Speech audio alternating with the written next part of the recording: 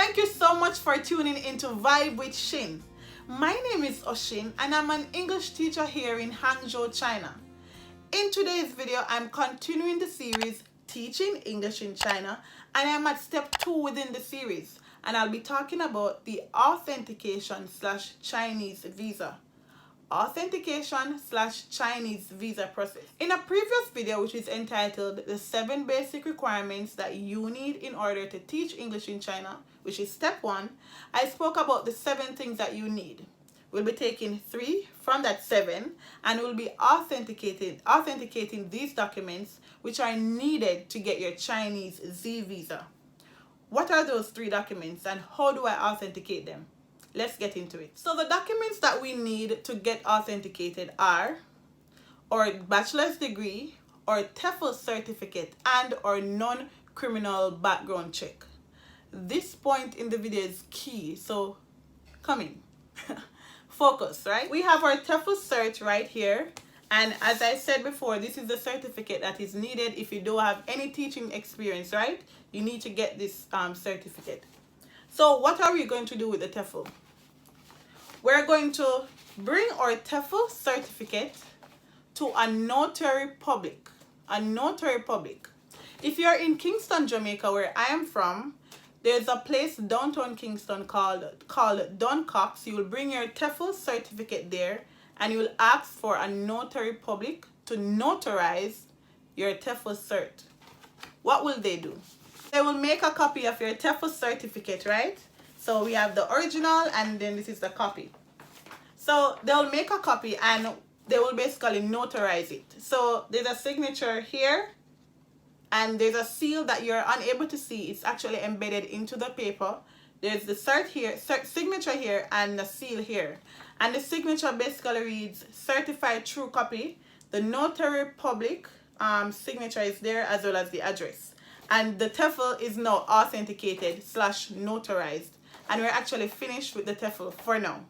So we are putting aside our TEFL. Our TEFL has gone through the first part of the authentication process. Our second document is our Bachelor's Degree. So we have our Bachelor's Degree, and what we'll do, we'll make a copy of our Bachelor's Degree, right?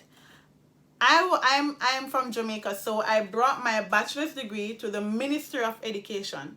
If you're not from Jamaica, I'm sure it's the same process. So I brought my degree to the Ministry of Education. They made a copy. And signature here is a signature here at the top, and it basically says Ministry of Education certified to be a true copy of the original document, and there's a signature. So we are now finished with the degree for now. Our third document is our non-criminal background check, right? We'll take our non-criminal background check and our degree, right? We take our non-criminal background check and our degree and we'll bring them to the Ministry of Foreign Affairs. If you're from Jamaica, the Ministry of Foreign Affairs, the office that I went to was in New Kingston. I think it's across from Guardian Life, beside Guardian Life, across from Sagicor. So Ministry of Foreign Affairs, and then you will ask them to authenticate your document. They will go to the back of the document. Are you seeing the back? So at the back, we see a signature here, and it basically reads, I, the name, hereby certify that the signature appearing at the bottom right on the face of this document is that of. So they're basically verifying that document is valid. And we're finished with this for now. This is our non-criminal background check at the Ministry of Foreign Affairs. We also take our degree to the Ministry of Foreign Affairs, the copy and the original, and they will authenticate the copy. And as with the criminal record, same thing at the top, signature here, basically saying that this is a true document. So now what do? We now take our TEFL, which was notarized by the notary public, our degree, which went to the Ministry of Education and the Ministry of Foreign Affairs, and our non-criminal record, which was authenticated by the Ministry of Foreign Affairs. We'll take these 3 documents, along with our passport and bring them to the Chinese embassy. They will also authenticate the document, and this is where the seal comes from. Very pretty seal, right?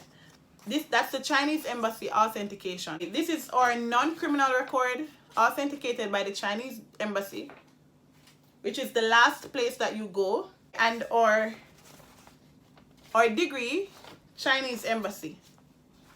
The Chinese embassy doesn't do anything to the TEFL, but you can just take it. They will want to see your TEFL certificate. And guess what? That ends the authentication process. Now we're on to getting our Chinese Z visa.